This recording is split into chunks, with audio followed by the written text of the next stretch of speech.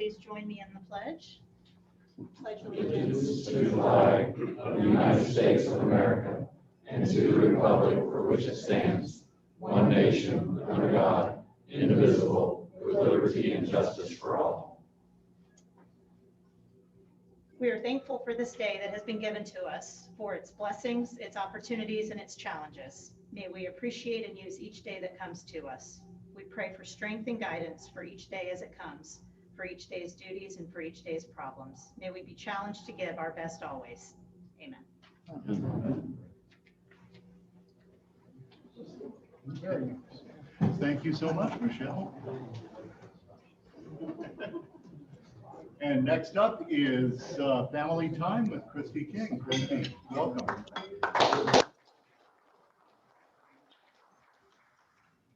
Okay, we'll start with birthdays. Past President Dean Scott and Mayor Lenny Curry both celebrated their birthdays yesterday on July 19th, and Amanda Watson will celebrate her birthday July 22nd. For wedding anniversaries, past President Bill Langley and his wife Tracy will celebrate 31 years of marriage on July 21st. And that's it for the family birthday report.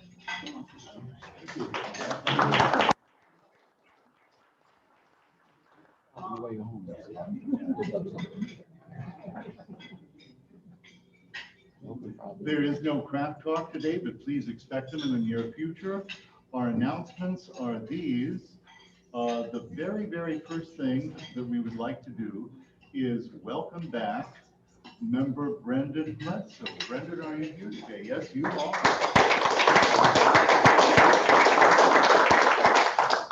We have a package of stuff for you and a badge. Appreciate it. And welcome. Well, thanks, appreciate it. Welcome. Thanks for having me back. Absolutely. Last time I was in Rotary, I was working for the Boy Scouts. So I had a whole nother career in beer distribution and beer sales in between then, and now I'm selling real estate. So yeah, thanks for having me back, everybody. Thank you. And our new member induction, with pleasure, I introduce the induction of newest member Michelle Kendi, with sponsor Mike Darrow, past president Mike Darrow, and past president Gary Wilkinson will give the charge. Please come forward.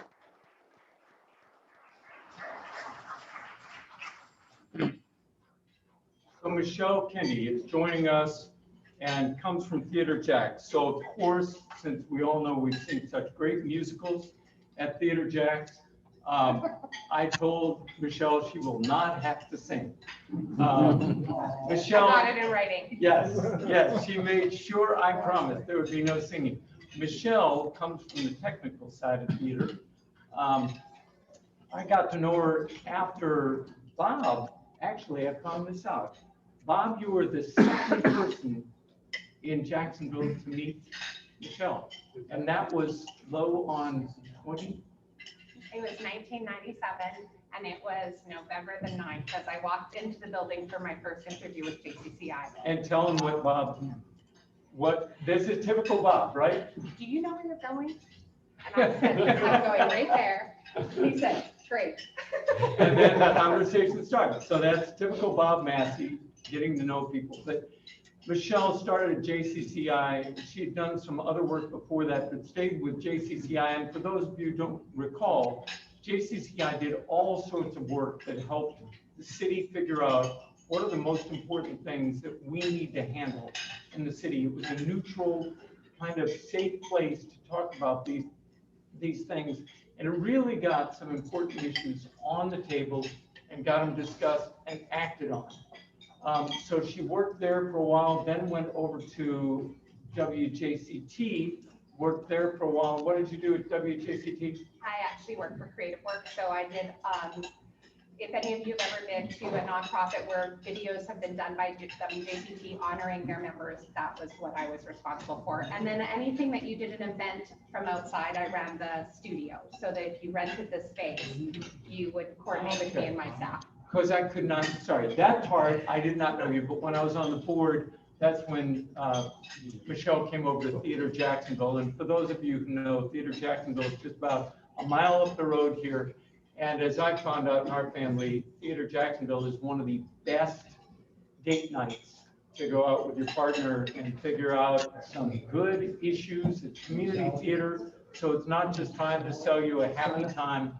But Michelle came to that, came as general manager because Theater Jacksonville is celebrating 100 years. It was March 31st, 2020.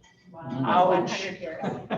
But that was the 100 years, the longest serving community theater, continuously serving community theater east of the Mississippi. In Florida, for sure. In Florida, for sure. We'll say it's east of the Mississippi as long as Texas isn't involved, because they claim everything. So I give you our newest, and for the folks on Zoom, our newest member of the South Jacksonville Rotary Club, Michelle Kindy.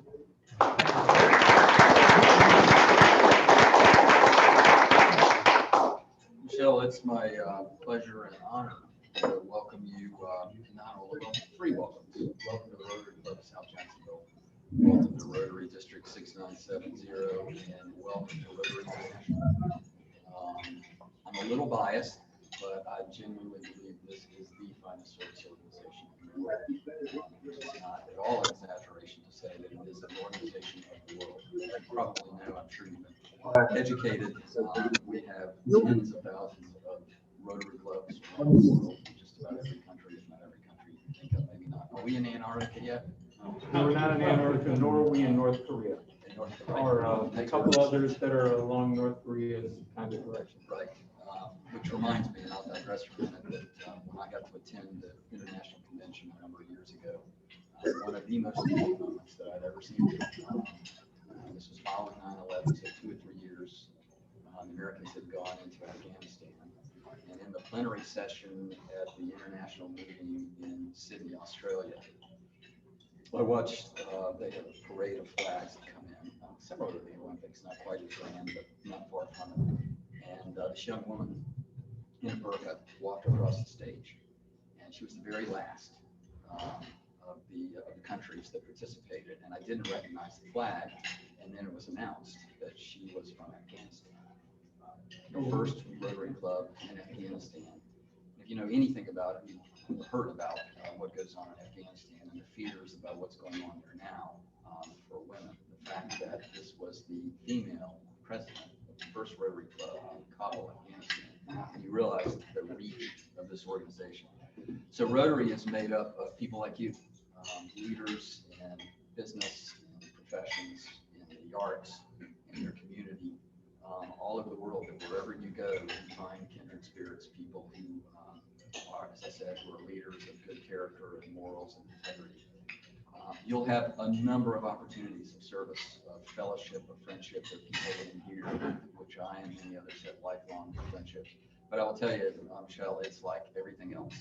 Your relationship to Rotary, your relationship with this club is like everything else in your life. You will get into it what you put out of it. If you just come to the meetings sometimes, don't do anything else, you won't get much out of it. We'll ask you to do things, but it's really up to you as to how much you want to enjoy it. So I welcome you. It's the greatest organization in the world, and you're the most member. Glad to have you.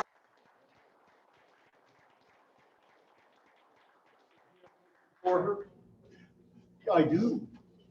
All of these things. Oh. It would have been all these things without them. So you have your own badge. My own A red badge. badge. You want to explain the red badge? What?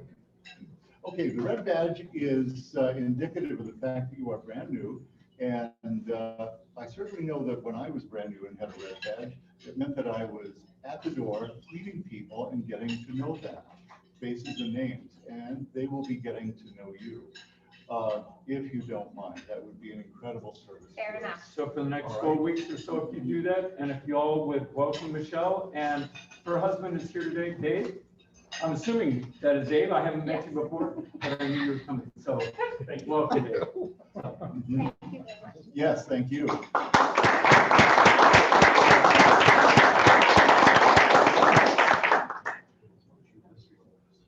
How could we possibly follow that? How about with Bob Massey and a word about the Northwest Club and their project this Saturday?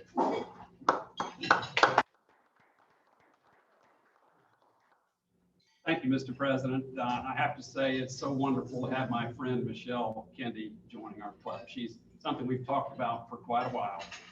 And so welcome, Michelle. So question first. How many of you know that we're about to be official, the Rotary Club of Northwest Jacksonville will become official soon? How many of you know, raise a hand, that this club is sponsoring the start of that club?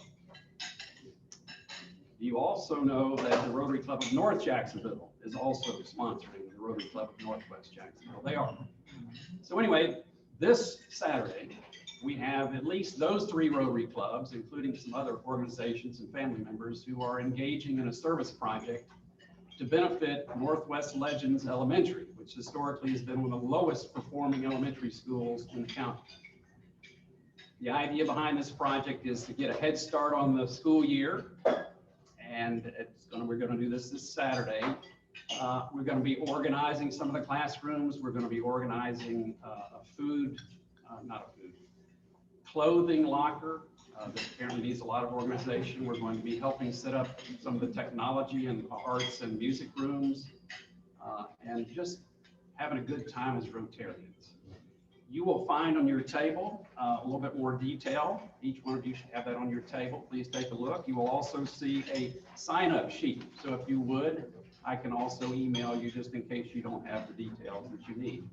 But we have a number of members who have already committed, and I would like to see some more of you commit to joining those Rotary clubs, our Rotary Club, North Jacksonville and Northwest Jacksonville in this project. Thank you so much.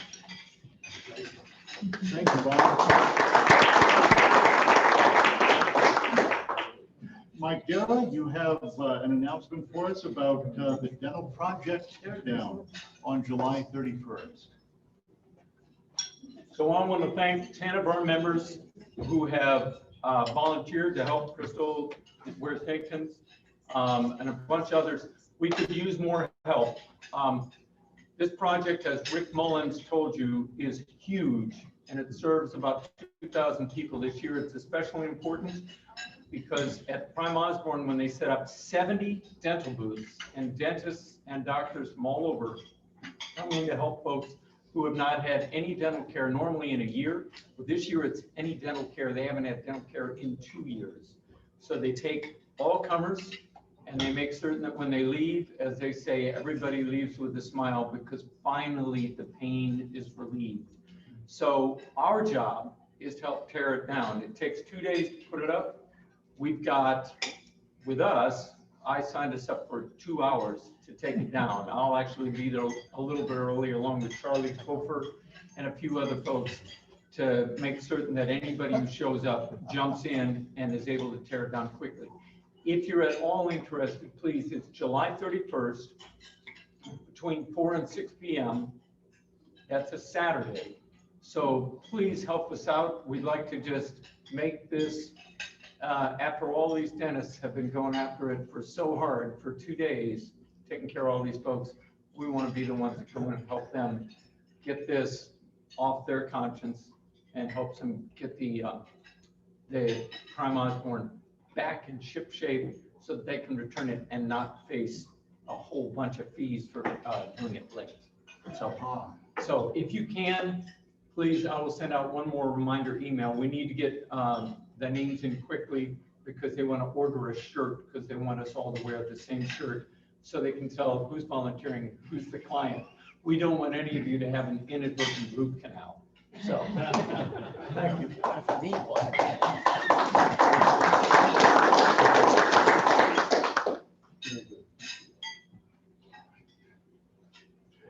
Are there any more announcements? Yes, there are. Bee? So I just wanted to let everyone know that they are doing the Rotary Leadership Institute in person this coming quarter, and it's going to be in Palm Coast on August the 28th. Very well. You can sign up online. All right. Let's do so. Thank you so much. Richard, had you? All right. Ma'am. Good afternoon. Richard has asked me to organize the craft talks for this coming year. And and we're gonna do it twice a month. And my math says that would be up to 24 presentations. So to do that efficiently, I'm gonna send out the duty roster, much like you get for greeter, prayer and pledge, et cetera. Your name will be on there, but I would ask that you, if you can't make it, you find a substitute and let me and let Patty know so we know what's going on. I'll also attach what a good craft talk is. This includes you out there in Zoomville too. You're not off the hook. As immediate past president, he loves that title. Tom says, when you get the call, there's one answer, and that would be Yes. 10-4. Thank you. Thank you.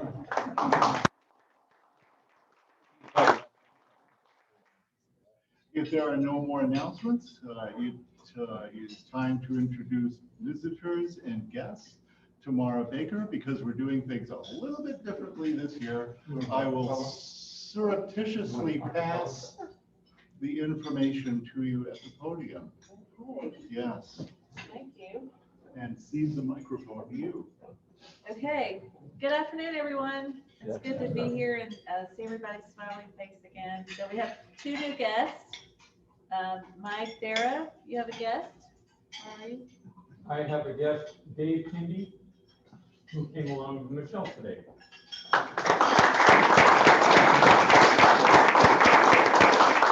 And Gary Wilkinson, you have a guest with you, Natalie? I do. I'm very pleased to introduce Natalie Doe Emerald. She is a rising junior at Episcopal High School.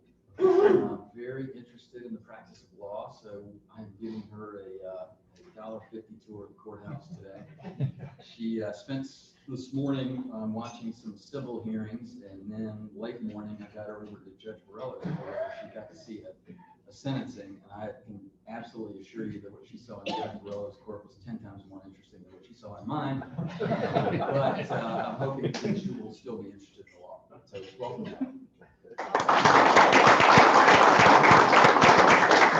Okay, did we overlook anybody else? Is anyone else visiting with us today? Anybody on Zoom? No Zoom guests? Anyone on Zoom? Okay. Oh, wait a minute. Don't go. It's time for the Rotary song. All right.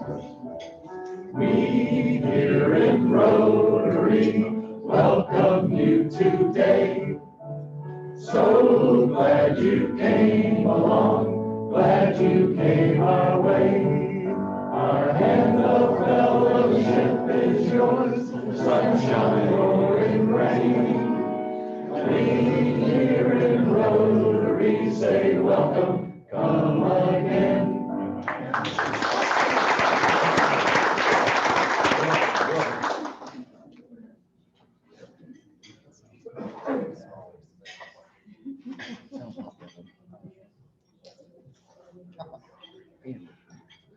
It is my pleasure to introduce our guest today. Please welcome Frank Camp, Director, NPO and Container Development, Jacksport.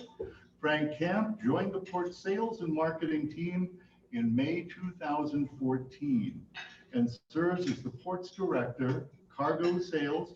In this role, Frank is responsible for attracting new business with containerized cargo shippers in the Southwest U.S., growing relationships nationally with freight forwarders and non-vessel operating common carriers, and developing partnerships with economic development organizations throughout the region.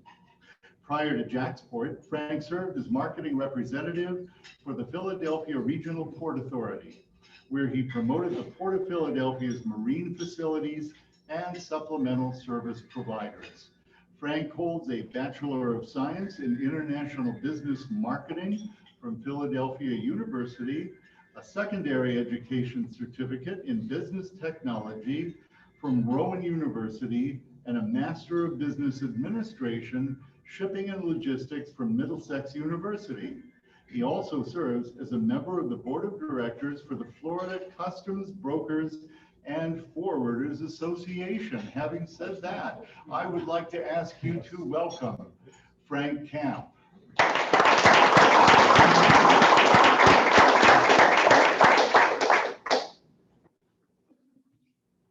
Wow, that was I didn't realize the biography had all of that on there. To calm that down a little bit. But my name is Frank Camp. Thank you very much for welcoming me this afternoon to present to the Rotary of Southside. I really do appreciate your time. As my bio said, I'm the Director of Cargo Sales at the Jacksonville Port Authority, working with shippers directly as well as NVOs and freight forwarders to build the volumes across the docks here in Jacksonville. Worked at the port for about 7 years now. Started on the automotive side as well as what we call break bulk, so any cargo that was not in a container. Did that for about 5 years and have worked on our container team, which is our fastest growing segment in Jacksonville, really to take advantage of the channel deepening project, which I'm sure everyone's interested in. I have a couple questions about that already. Work on the container team now in support of our ocean carrier representative as well.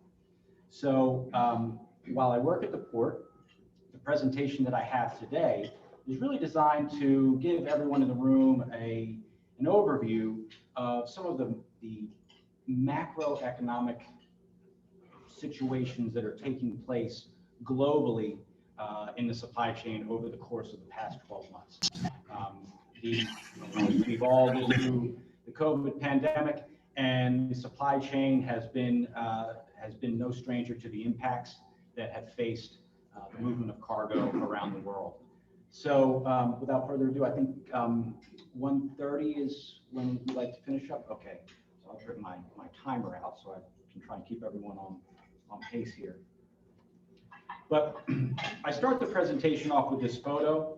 It's kind of funny, but it's really, I've given this presentation now a few times, and every time that I give it, which this is the third time, and the spacing between each presentation is only about 4 weeks, but every time I add these new circumstances that have popped up over the previous 4 weeks. But this photo is really the only thing, to my knowledge, the only situation that has not impacted the supply chain over the past 12 and a half, 15 months. And that's a sea monster overtaking a vessel. Are you sure? I'm not sure because I'm not out on the high seas, so I don't see everything. But it's just, there have been a lot of odd things that have taken place over the past 12 months. So rewind to March of 2020. We were starting to receive vessels into the US that had loaded prior to Chinese New Year in Asia, starting to arrive. So throughout the course of a year, there's 3 peak seasons. Chinese New Year is one of them. About 4 weeks after those vessels sail in February, typically, those vessels start to arrive to the US mainland, whether it be the West Coast or the East Coast. So in March, what was happening? Things were shutting down. Retail was shutting down. Businesses were shutting down. Warehouses were shutting down. So there were a lot of vessels that were arriving to the United States. There was nowhere to put that cargo. The warehouses to unload them were closed. So we were getting calls all the time. Hey, I need more time on the terminal for these containers to sit. Typically, a container sits on the terminal for about 3 to 4 days, and then it moves on to the warehouse. Afterwards, charges start to incur. We were working with our terminal operators. Can we extend some time? We were working with some of the warehouse people that were still open and operating. Can we get some trailer parking? Can we get some space inside the warehouse? Trying to find unique fixes to what was happening at that moment. That lasted about 6 to 8 weeks. And then all of a sudden, everything opened up. And when everything opened up, we all started spending our money, right? We couldn't go out to eat. We couldn't go out on vacation, but we kept spending money. And that spending of money on goods has continued up through this point. So we went from a situation where no cargo was moving off the docks to an unprecedented volume of cargo and a velocity of cargo off the docks that we, quite frankly, have never seen. And 3 peak periods throughout the year, back to school, holiday, and Chinese Lunar New Year, have all blended into one continuous surge that the supply chain, first in North America, and then Europe, and now globally have not been able to recover from. And it's moved equipment to areas where it shouldn't be. It's moved boxes to areas where it shouldn't be. Every ship is full. Most ports, large import gateways, have congestion. Jacksonville's not one of them. And that's a point that we make to the ocean carriers all the time. But it's really caused shippers to start thinking outside the box and scramble in terms of how do we deal with the current situation and how do we going forward build resiliency in our supply chains, our transport supply chains, and in some cases build redundancies and find additional ways to get product to the end user. So this slide right here is a view of the Suez Canal on March 24th. So this is the day after the Ever Given became stuck in the Suez Canal. So again, think back. We've had unprecedented volume. Every vessel's full. Ports are busy. Cargo is coming in at a brisk pace. Equipment is out of place. It's this roller coaster of demand for volume. And then all of a sudden, a vessel becomes lodged in one of two primary gateways for east-west traffic in the world. Obviously, the other being the Panama Canal. This is a picture of the Suez Canal the day after. So you can start to see the backup of vessels coming through. On a normal day, you have about 40 to 50 vessels going through the Suez Canal. The capacity is about 100, I think it's 106 vessels going north and south through the Suez Canal. Very quickly, because that canal was blocked, you have every vessel starting to pile up behind it. And within a few days, you have hundreds of vessels waiting to transit either from Asia going north into Europe to drop off their cargo, or vessels trying to get back to Asia to reload cargo through the Suez Canal. So it was a real challenge. And particularly this vessel, we can move to the next slide. So particularly this vessel, the Ever Given, which is capable of handling 20,000 containers on board, 20,000 20-foot boxes. So if every one of those boxes was 20 foot, you have 20,000 units on board. Most containers are right around 40 foot. So you can have anywhere from 10 to probably about 10 to 15,000 units on that ship. What you're seeing is the units on deck. What you don't see are all the thousands of containers that actually sit below deck in that ship. She's about 1,300 foot long and 192 feet wide. The Suez Canal, I believe, is about 260 feet wide. So this vessel becomes lodged. It blocks this gateway. Ships start backing up, and she became lodged in an area on the southern edge of the canal where there's only one-way traffic. So perfect place for that to happen.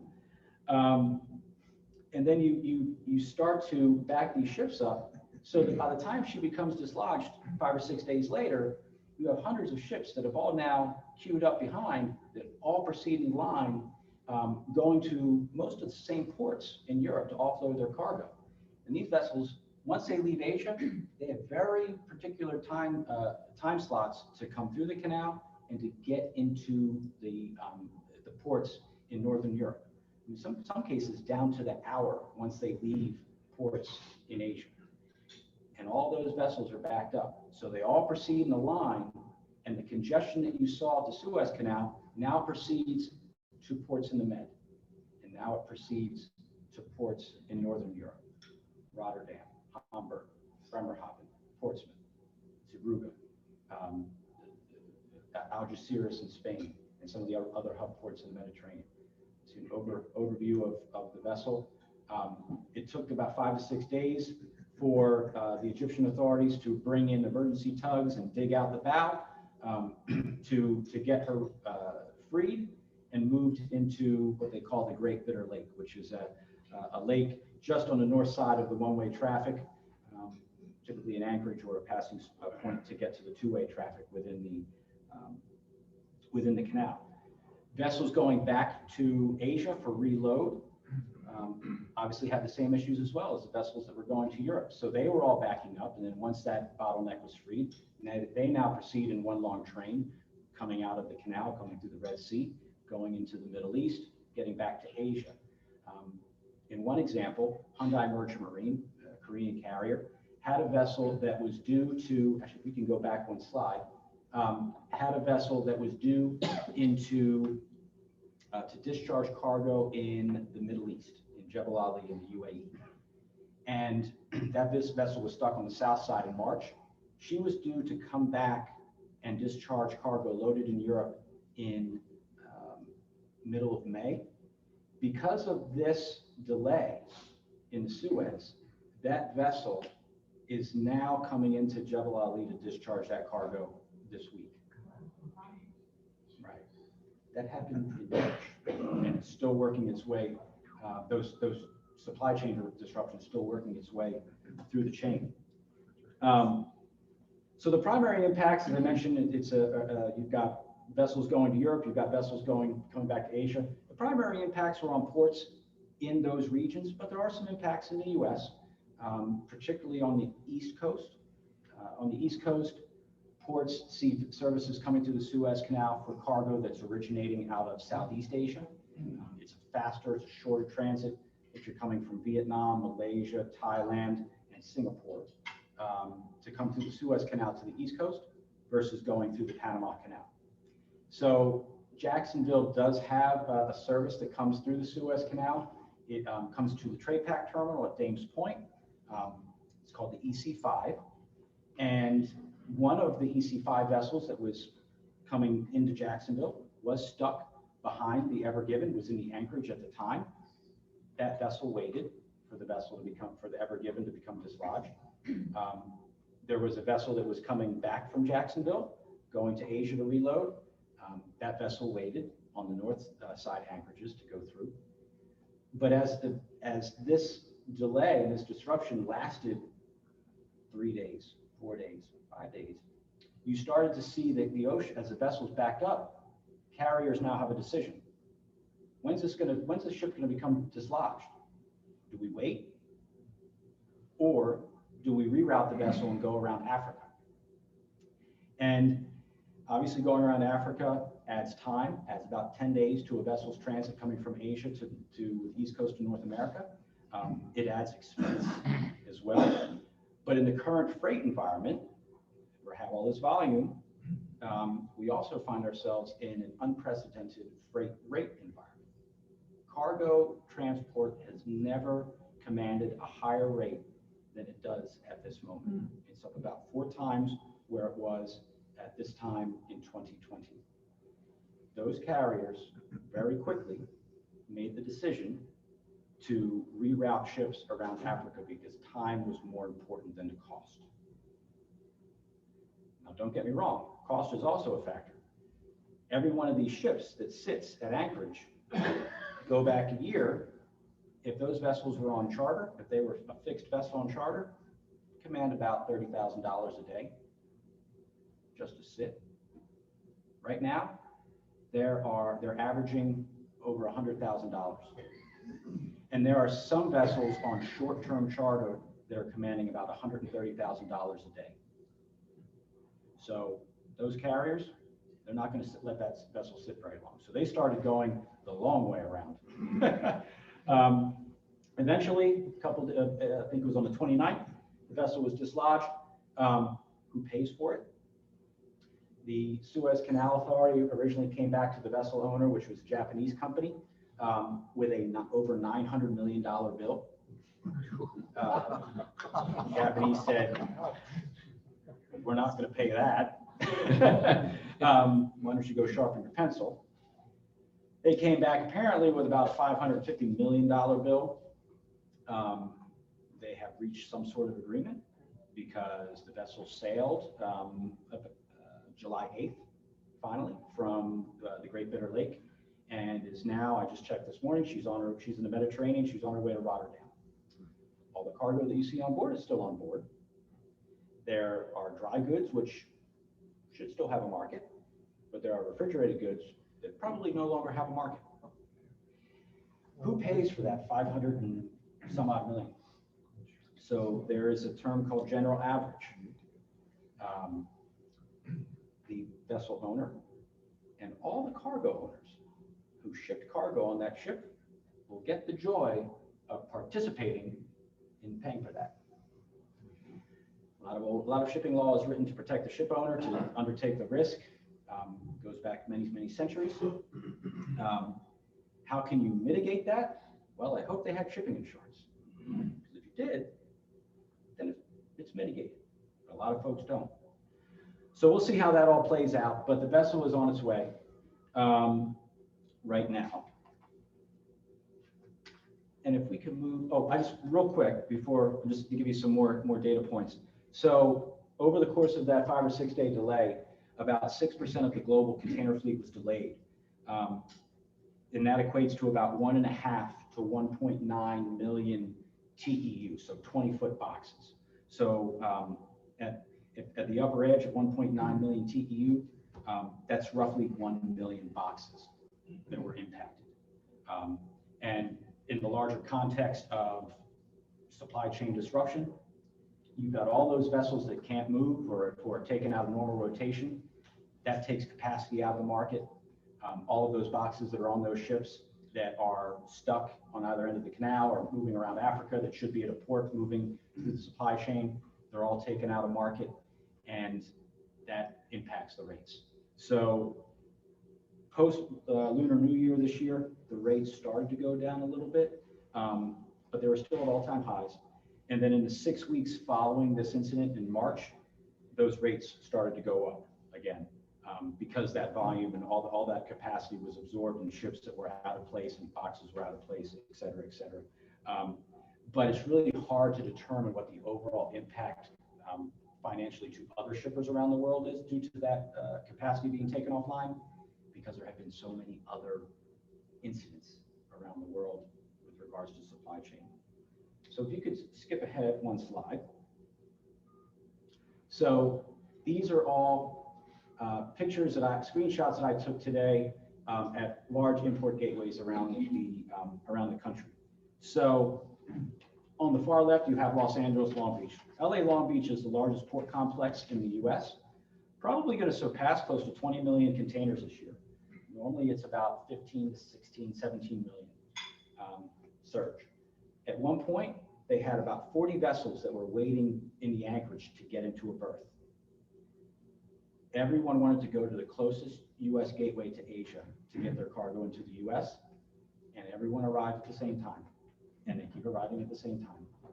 So what's the point in rushing to LA Long Beach and it takes 2 weeks, if it takes 2 weeks for the cargo to get off the ship and then get across the dock and they get onto the train and then get to the Midwest? Under normal circumstances, it takes about 35 days for a box to get from Shanghai to Chicago, ocean rail. Today, it takes about 72 days. When LA Long Beach got congested, the ocean carrier said, I got a plan, we're going to Oakland. Everyone else went to Oakland. There's 14 ships waiting in Oakland in South San Francisco Bay today. It's covered up, but the Port of Savannah, our closest competition. Oh, thank you. Then the shipper said, got a plan, we're going to go to the East Coast. We're going to go to the East Coast to get to the Midwest. So they went to New York, got busy in New York. We're going to go to the Southeast. They went to Savannah, went to Charleston.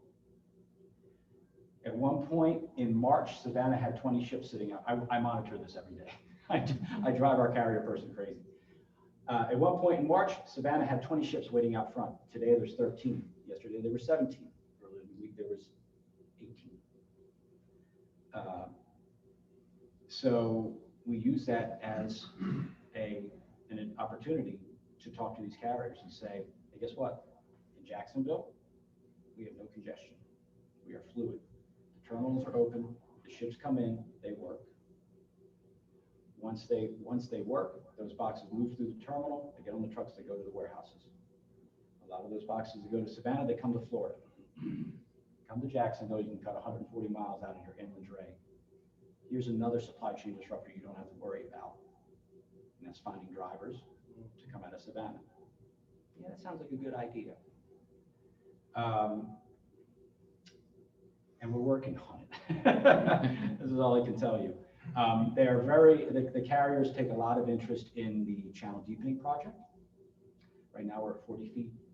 The largest vessel that comes in is about 11,000 TEU. Comes in from Asia every week, comes to Blanc Island. Comes from Ningbo, Shanghai, and Busan, and Qingdao in China.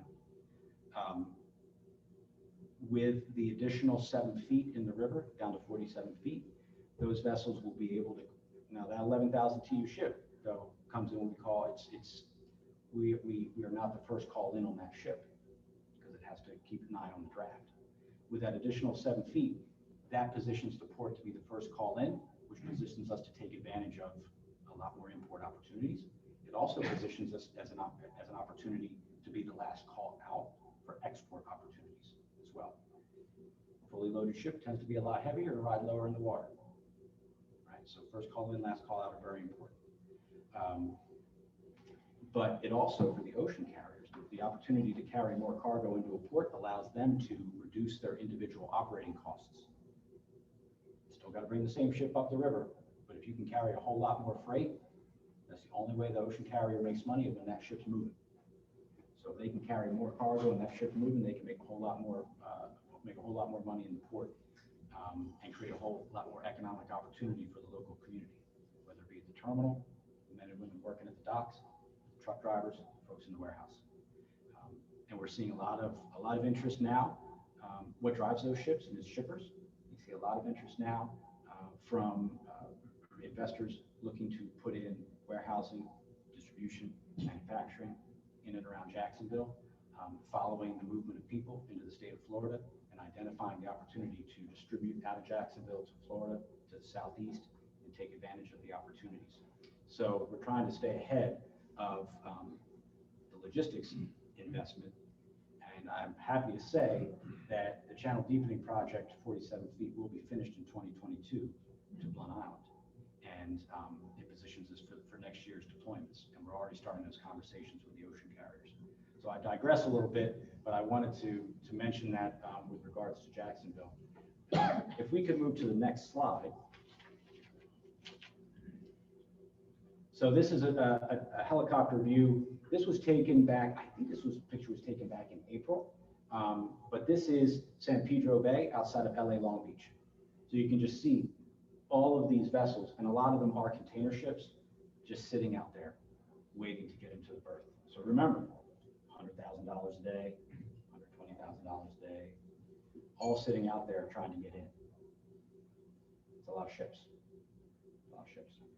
And also, I mean, keep in mind that once the box comes off the ship, it still needs to get to its end destination, which there may not be enough chassis to move the boxes, not enough drivers, COVID impact on workforces, reduced work gangs, less people working on the docks, less people in the warehouses. So there's a lot happening at the moment. Just some stats. So the National Retail Federation, and this surge in cargo isn't going to stop before the end of this year. The National Retail Federation expects retail sales to grow between 10.5% to 13.3% this year, close to $4.4 trillion in 2021. In April, NRF, National Retail Federation, says that the overall container volume was up over 33% versus the same month in 2020. Now, granted, it came from a low base, it was COVID.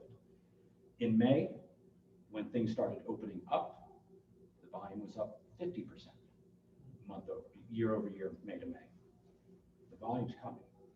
It's driven by overall purchases of goods, stimulus, and inventories have been so depleted that the shippers are bringing volume in as quickly as they can just to build a stock on the shelves. As quickly as stuff comes in, it goes right out.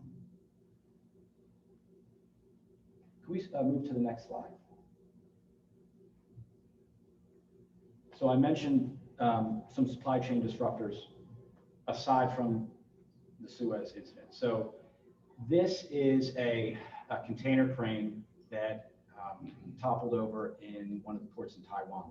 This happened in late May, early June. The boom was down, a vessel came in. I'm not sure exactly what the circumstances were. I've seen the video. The vessel came in with the boom down. You never do that. And the house on the ship hit the boom. The boom is this.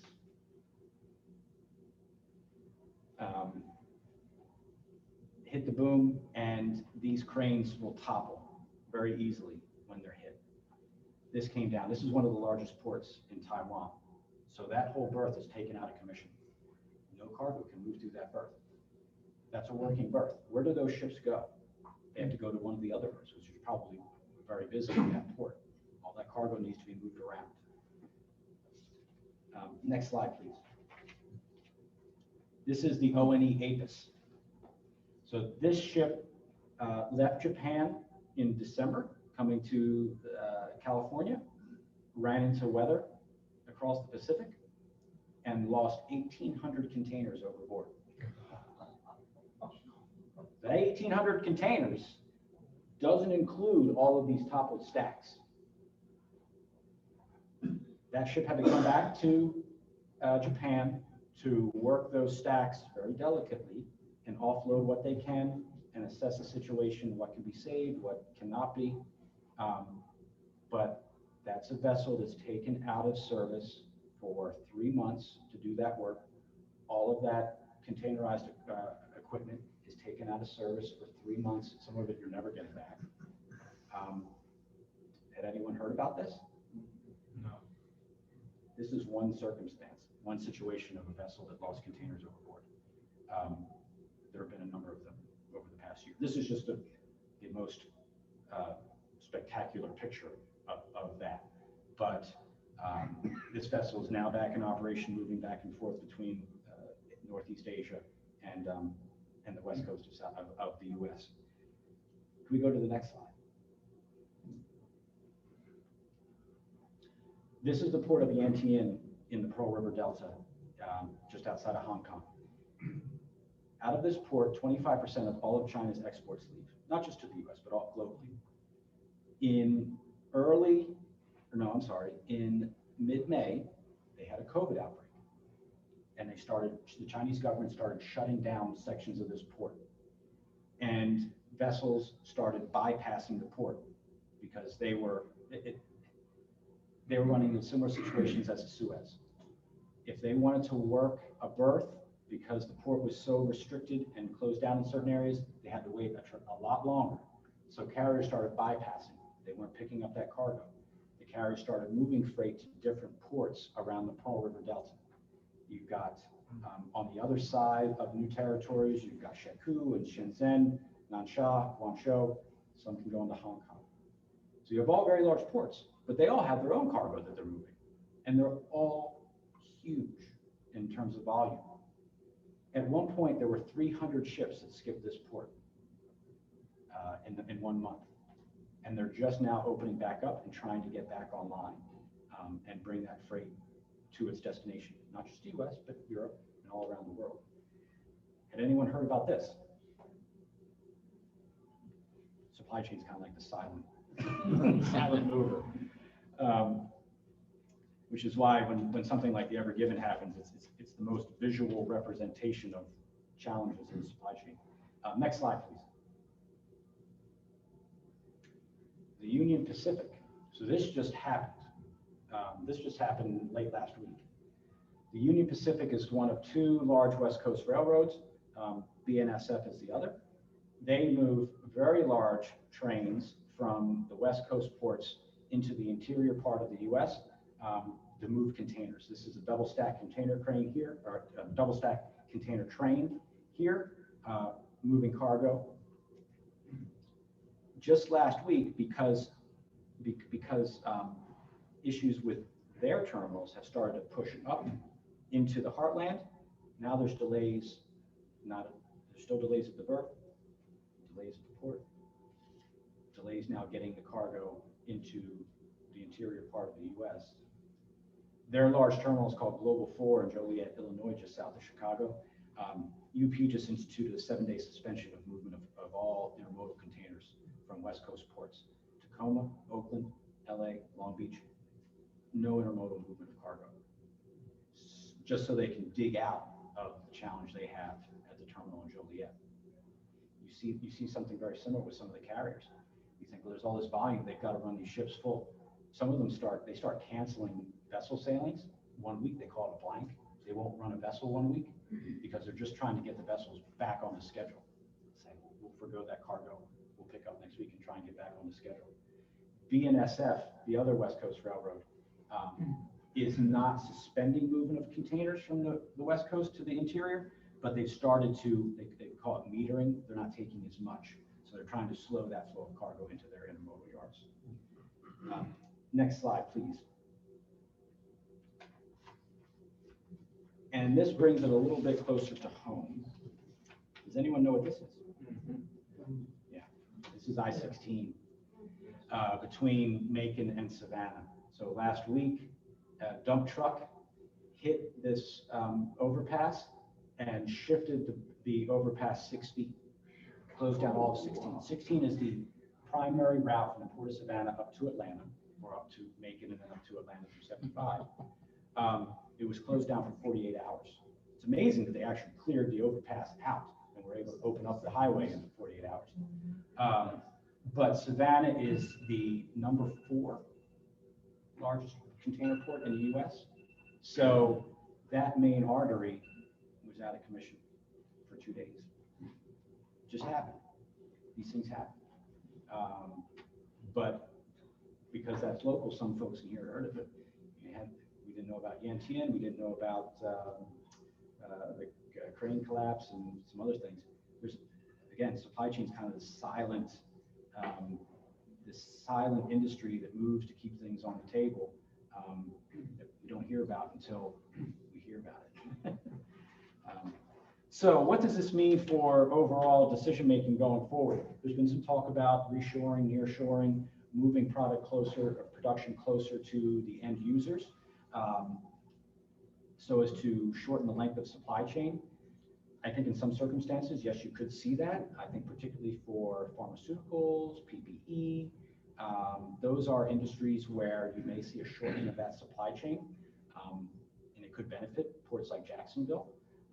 If we can get more pharmaceutical production restarted back in the island of Puerto Rico, that would be a win for Jacksonville because of the service between our two areas.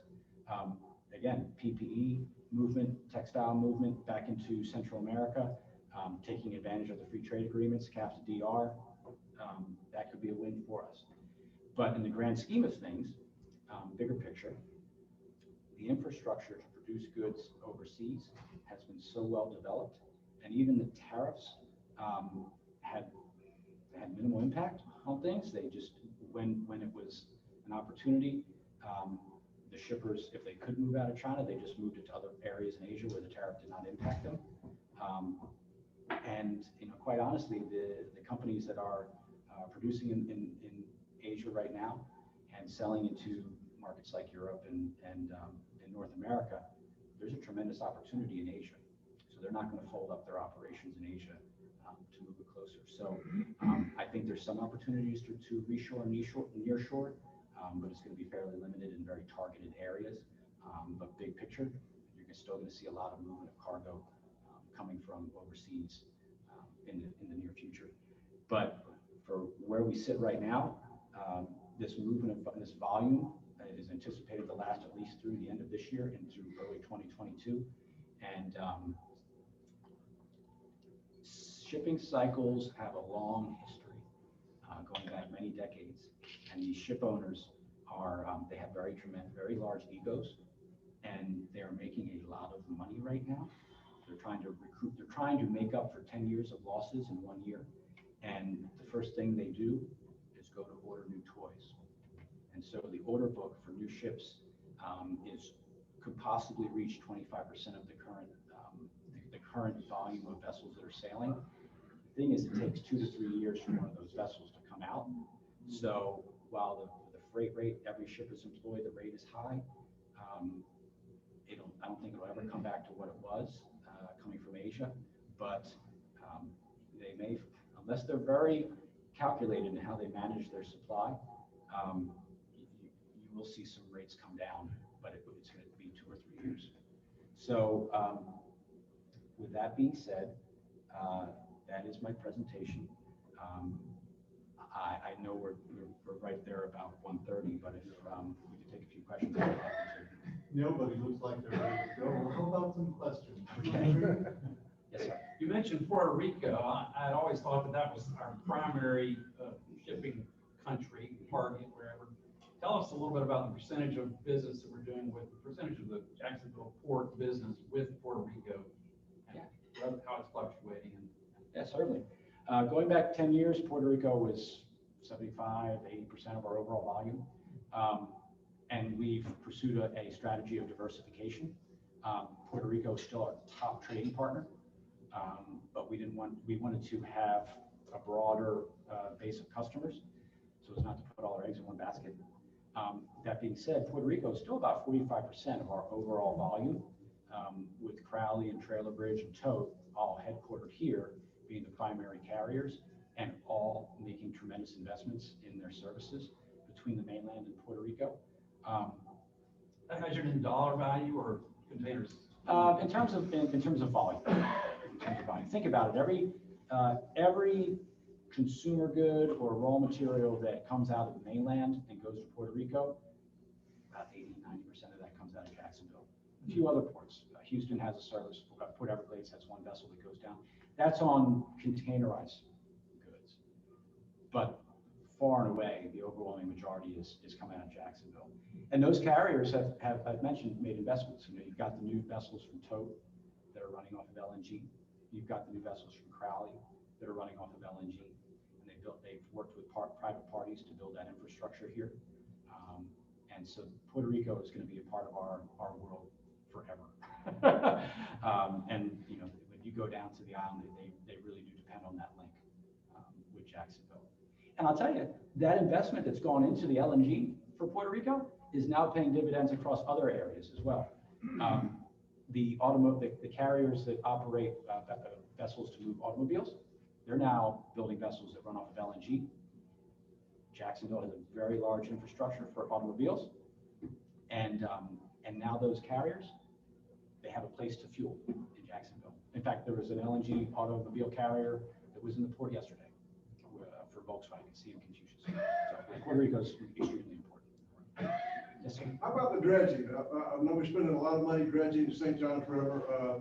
Are we seeing any tangible benefits from it yet? Do you have any contracts with any of these super carriers from Asia and all that? What's going on? Yeah, so right now the channel's still 40 feet, right?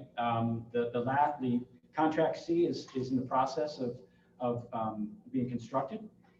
Contract C takes us from, we've done A and B, which runs from the C buoy up the river. C, it runs up through Blunt Island at the base of the Dames Point Bridge. If you drive over the bridge today, you'll probably see the dredge working in front of the berth. They're working on the new turning basin. See all Philip. So you'll So see. we getting any contracts? Is there anything coming in that we weren't getting in? Is it Well, going to be worth the money? If they don't have the, oh no, it's going to be worth the money. If you don't have 47 foot, you can't bring a larger ship in. You got to wait till it's all finished. We're doing pretty good with the shipping we got, right? We are, but we could be doing a whole lot better. Okay. And I'm telling you that. I hope so. Well, and I know it's a lot of money, but we are making investments to stay ahead of the demand curve for the consumer population in the state of Florida, not just Jacksonville, but the whole state of Florida. And the shippers or the customers of the carriers are looking to see where their customers are moving. They're coming to Florida, they're coming to the Southeast. So they are looking to build facilities to support that growth in Florida. A lot of it's in Jacksonville. And when they start putting up buildings, then they say to their their ocean carrier customers, we need Jacksonville. And we're out there every day talking to the carriers and keeping them updated on what's happening. And the conversation goes like this. We see what you're doing. We see that the channel is twice as wide as it is in Savannah. We see it's half the distance. from the sea buoy, as it is in Savannah. That all sounds great to us. Our customers are asking for Jacksonville. It's not a matter of if, it's a matter of when. When is when? Will it be next year we'll be getting some of those, 2 years, 2022. 5 years? In 2022. 2022, good. Yep. And that's running roughly dovetailed with a terminal project at Blunt Island. So we're finishing up the rebuilding of all the berths right now to support 47 feet. We put in 3 new cranes about 4 years ago. Another crane's on order. There's more cranes coming behind that. And the terminal, SSA operates a terminal on long-term lease. So SSA, based in Seattle, one of the largest stevedoring companies, terminal operating companies in the Western Hemisphere, has signed a long-term agreement, and they've put their own skin in the game and their own investment in the Port of Jacksonville because they believe in the future. And they're making investments now to increase the throughput capacity on that facility tremendously. So there's a lot of opportunity out there.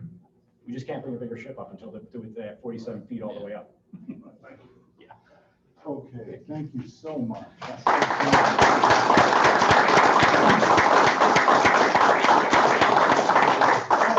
Don't go away yet. As a token of our appreciation, we have this solid gold keychain for you with the Rotary symbol on it. I appreciate it. Thank you very much. And 4-way test on that. I could always use a keychain. Yeah. And a small donation to a Rotary charity in your name. Thank you so much for being with us. Thank you.